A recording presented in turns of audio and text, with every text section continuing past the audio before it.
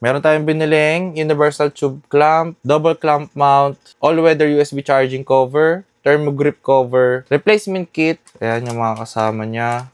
Nauna ko nang in-unbox yung AIM-MagSeal na quick release para sa ating Insta360 X5. Tapos tempered glass.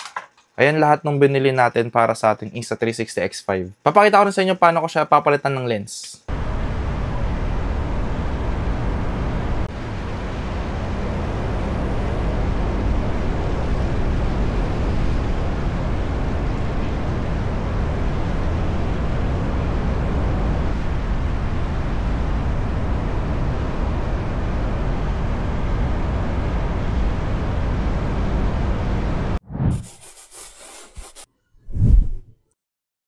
What is up guys, this is TV here. Welcome back to my channel. At ngayon nga, ay papakita ko yung mga mount na binili ko online para sa Insta360 X5 natin. So nakaraan guys, August 2, birthday ko, bumili ako ng Insta360 X5. Ito siya guys.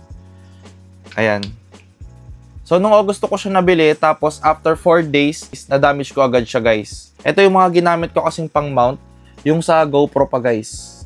Ayan. So, iba talaga yung size niya tsaka yung weight niya kumpara sa GoPro Hero 7 Black ko. Tapos, hindi kinaya nung dati kong attachments para sa GoPro. So, ngayon, nilagay ko siya sa motor. Tapos, yun, tumumba na damage. Tapos, nagkaroon ng gasgas yung Insta360 X5 natin. Sa kasamang palad, wala pang isang linggo sa akin na damage ko na agad siya. Pero buti na lang at nakapagkabit agad ako ng tempered glass. Pero yung sa lens guys, dito ko talaga nasaktan. Isipin mo 4 days pa lang sa akin tapos na-damage ko na agad. Pero wala, action cam siya, talaga magda-damage siya. So kung makikita nyo guys, ayan, meron siyang gas-gas dito tapos may basag din siya dito. Pero sa outer body niya, ayan, wala siyang na-damage. Pero wala tayong magagawa, action cam siya, talagang madadamage at madadamage to. Pero buti na nga lang, Insta360 X5 yung napili ko kasi medyo mas mahal siya ng onti sa X4. Pero yung replaceable lens talaga yung naging turning point ko para ito yung piliin. Buti na lang talaga guys, ito yung pinili ko para mapapalitan ko yung lens niya kahit na na-damage ko na siya. Yun din yung naging turning point ko nung dati sa GoPro Hero 7 Black ko. Is replaceable lens. Ganyan, gaganyanin mo lang siya. Ayan.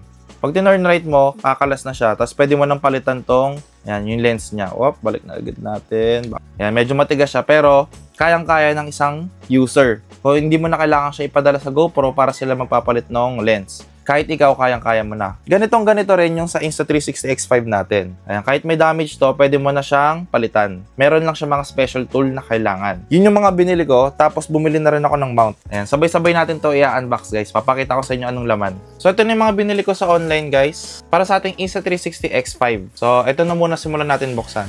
Nabili ko lang to online guys. Yung mga links nito nandyan sa description box. Isasama ko na lang.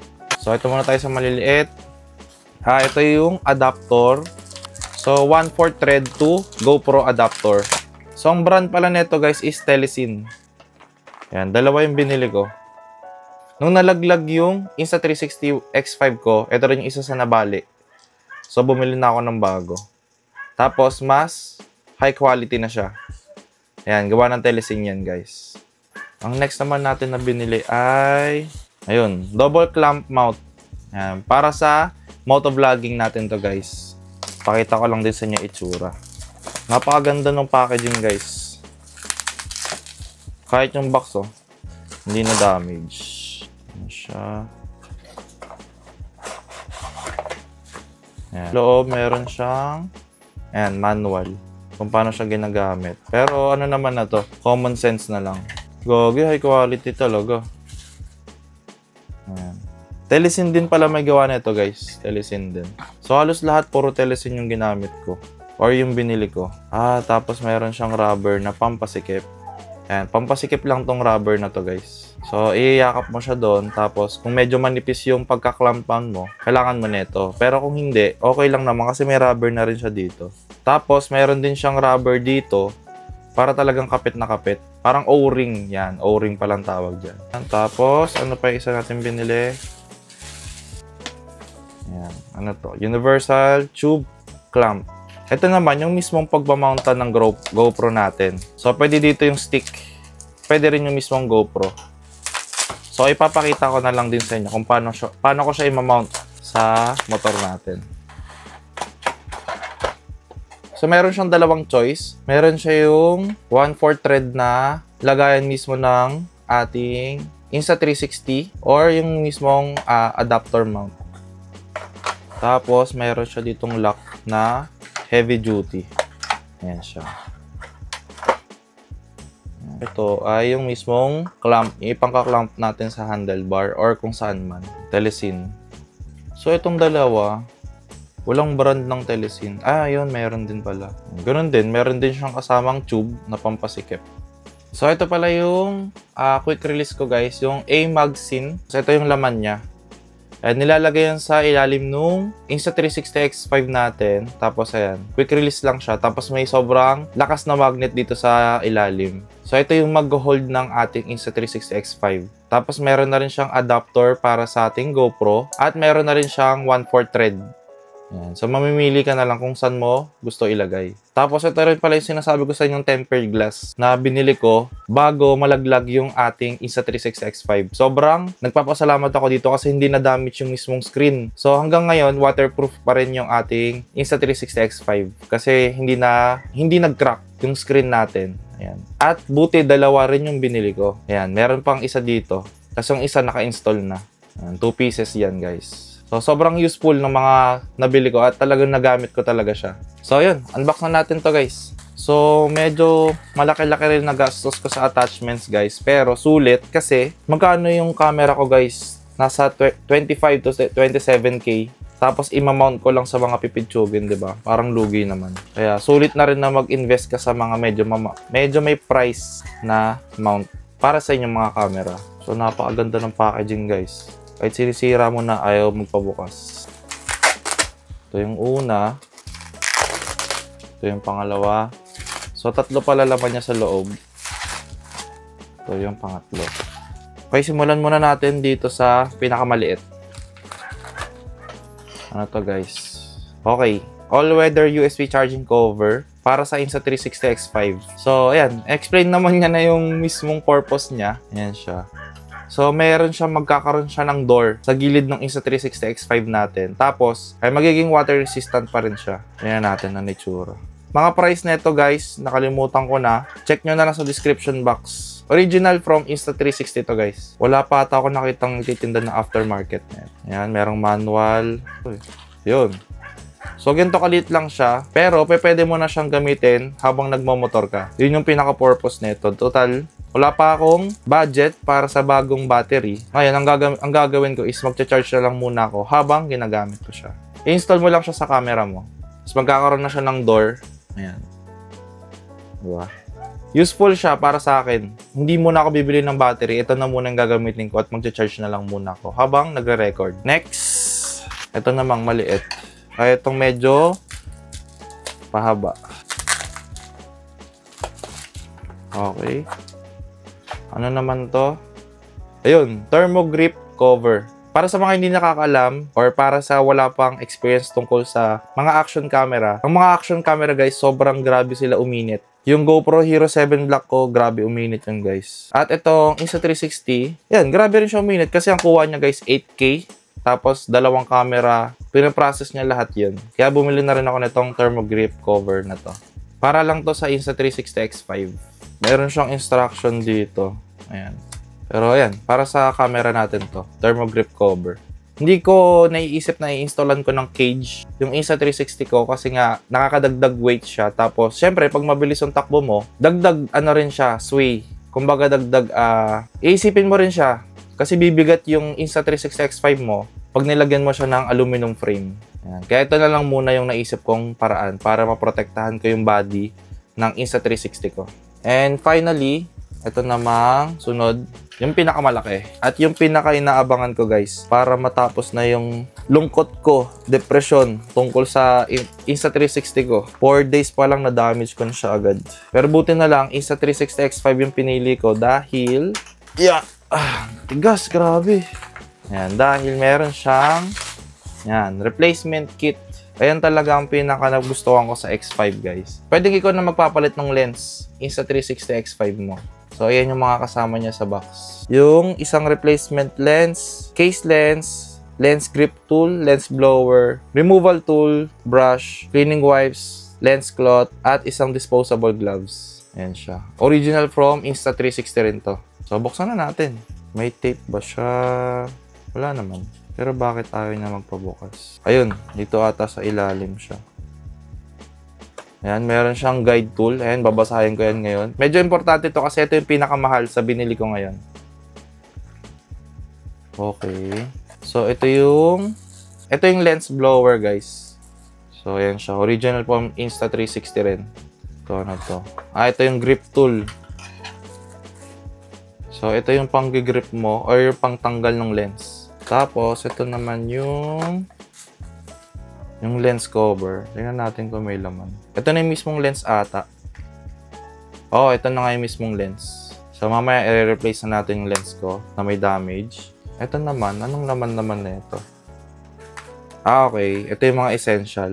Meron tayong biniling universal tube clamp, double clamp mount, all-weather USB charging cover, thermo grip cover, replacement kit. Ayan yung mga kasama niya. Nauna ko nang in-unbox yung aim magazine na quick release para sa ating Insta360 X5. Tapos tempered glass.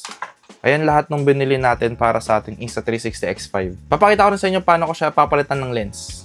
So dito guys, basing dito sa instruction, ayan, itatapat mo yung orange dun sa camera sa pinaka-down. Tapos dalawang ikot, tapos kakapit na yung lens ring. Ngayon gagamitin mo tong lens removal tool para matanggal yung pinaka-lens. Gagamitan mo siya ng blower, brush, cleaning wipes, tapos lens cloth. Kukunin mo na yung lens and isasakto mo siya dito sa camera. So, mukhang madali lang naman. Tingnan natin guys kung kaya natin gawin na. After mo pala ma-install yung bagong lens, gagamit ka ng stitching calibration tool para hindi mag-mismatch or mag-connecta pa rin dapat yung kuha sa likod tapos yung kuha dito sa harap. So, tingnan natin guys kung kaya natin. So, i-ready lang natin yung kailangan natin. Lens cloth, tapos cleaning wipes kung kailangan natin. Kasi bago pa lang naman siya guys. 4 days pa lang. Tapos disposable gloves, gamitin na rin natin to. Tapos saka natin to ilalagay. So, i-ready na natin tong camera. Okay. So, dito, lagay mo siya. Tanggalin natin tong cover. So, ito. Kita ba? Malinaw ba guys? So, first time ko pa lang gagawin to guys. Kaya, sana hindi tayo magkamali. Dahil medyo mahal din yung bili natin dito sa replacement kit. Pero mas mura siya kumpara kung ipapadala natin siya sa mismong Insta360 para sila yung magpalit. So, ayan, meron tayong gloves. Order po isang bucket ng chicken wings. Okay, ngayon ito naman yung kailangan natin. I-ready na rin natin tong lens cloth. So, dito natin siya ipapatong mamaya. So, ibuka na natin siya para mamaya hindi na tayo mahirapan. Ngayon, tsaka natin siya bubuksan gamit yung lens removal tool natin or yung pang-ikot. Tapat mo yung orange dito. Medyo matigas siya guys ha. Dalawang ikot. Tapos maririnig mo may magpapap. Para may thread siyang sinusundan. Okay na. Natanggalan natin tong ring. Ayan o. Patong natin dito. Gagamitin natin to guys. Yung lens na pangtungkab. Kita mo na yun. Nakaangat na yung lens niya guys. Ayan. Nakaangat na siya. Susundutin mo na lang siya. Ang dahan-dahan lang. Okay. Ganyan na siya. Ngayon, tsaka mo naman siya gagamitan netong.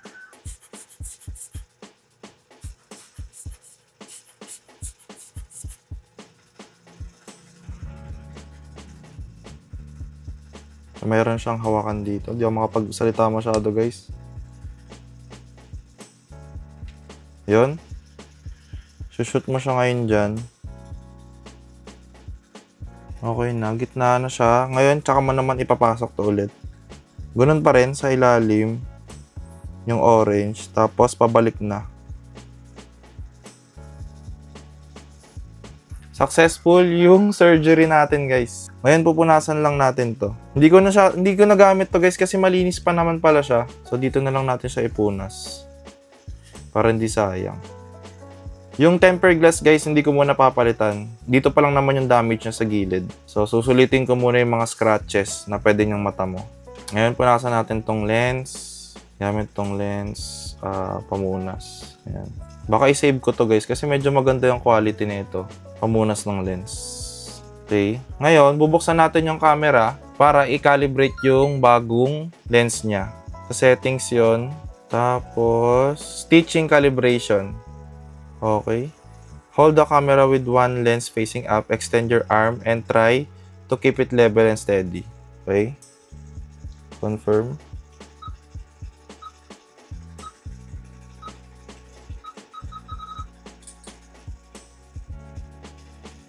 Di ko alam kung pwede na ako gumalaw, guys. Please check shooting environment. Open outdoor environment with good lighting and no object distractions. Gagi. Tall objects such as building, trees should be at least 33 feet away. So yun guys, hindi ko magagawa dito sa loob ng kwarto yung pag-stitching calibration. Pero, ayan, gagawin ko na lang ito mamaya pagpasok ko sa work. Pero ito na yung magiging itsura ng camera natin. Wala na siyang gas-gas. Ganun kabilis lang guys. Hindi mo na siya kailangan dalhin sa mga service center. Kahit ikaw na lang, kayang-kaya mo na. Ayan, clear na siya. Thank you Insta360. Pagbigay mo sa amin ng kakayahan para kami magpalit ng lens ng aming Insta360 X5. At ngayon naman guys, na nakapagpalit na tayo ng ating lens, i-install na naman natin ngayon to. Yung mga ibang attachments na binili natin para kay Insta360. So tanggalin ko na yung guantes guys, medyo mainit. Pawis na yung kamay ko. So, di ko pa lang kung magagamit ko pa to ulit guys. Pero sana hindi na ako ulit magpalit ng lens. So, ayan, i-search nyo na lang guys kung para sa thermogrip. Pero binili ko lang din to para may cover yung body ng Insta360 ko. Hindi lang yung mga screen. So, shoot mo lang daw to sa baba. Tapos, pull forward. Okay na. Naka-install na. And then, dito naman tayo sa door. Pull mo lang to tapos hilahin mo lang siya. Ayan na, okay na. And then, install na natin tong bago na merong bukasan dito guys. Yan. Sobrang dali na lang mag-charge. Ayoko pa kasi mag-invest sa battery, wala pa akong pera. Ngayon, ang pag-install na lang sa kanya is ganito na lang. Yun. Tapos, ito push na lang din. Ayan, okay na siya. So, mayroon siyang dito, parang payong. Ayan, makita niyo, parang may payong siya dito. So, pagka umuulan, hindi na siya dediretso dito. Dito muna siya babagsak sa parang payong. Alulod, yan. Parang alulod niya. Tapos, dito mo na siya i-charge. Sobrang useful nito guys. So, makikita nyo to lagi kung gagamitin sa vlog. So, yun lang guys. Attachments para dito sa Insta360 X5 natin. At makikita nyo sa mga susunod na video is i-install ko tong double clamp mount. So, ngayon, di pa ako nakapag-decide kung saan ko siya banda ilalagay. Pero, ayan, makikita nyo na lang sa mga susunod na video ko. Or, depende, makita natin sa end ng video kung nakapili na ako habang nag-e-edit ako. So, yun lang guys. Maraming salamat sa lahat ng tumapos ng video. Dezi TV out.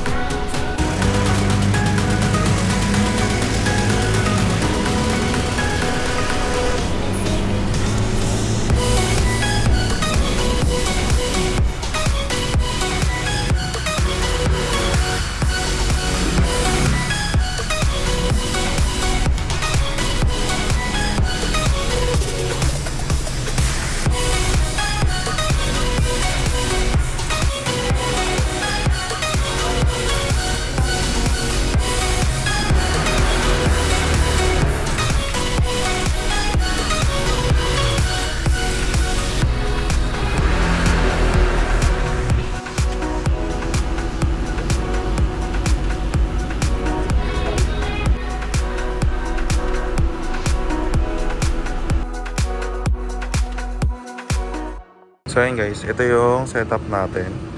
Ayan, nakabit ko na siya. Ginawa ko siyang paganyan. Pero pwede rin siyang pakaliwa. Basta abot na ito. So yan, na-extend ko siya hanggang 1, 2, 3. So pwede pa yan hanggang 4. Pero ayoko na kasi medyo maalog na siya pag 4. Pero pag 3 yan, stable pa rin siya. Tapos ayan, pwede siyang dito kanan. Tapos kaliwa hindi na pwede kasi meron na tayong cellphone holder. Kung gusto nyo guys makita yung footage pag naka-install yung camera sa cellphone holder, panoorin nyo guys yung last vlog ko nung bumiyahe ako ng Lalamove. Pero ganyan yung itsura ng setup natin. Bala ko rin ilipat to sa likod. Kasi ito kasi pwede ko to palitan ng prong. Meron tong kasamang prong. Tapos pwede ko siyang ilipat dito. Pag nagkaroon tayo ng bracket or kahit dito na lang sana, mag-meet na lang sila sa gitna para nakaganyan sa atin. Pero ito yung sa atin. Ayan. Okay naman guys, kapag malayo, decente pa rin siya tignan. Ayan. Ayan yung Insta360. Ayan. Sobrang ganda siguro ng kuha. Hindi ko pa kasi nakikita ngayon. Papasok pa lang akong trabaho. Update ko lang kayo dito sa ginawa kong pang-mount dito sa ating Insta360. Mamaya makikita ko yung itsura.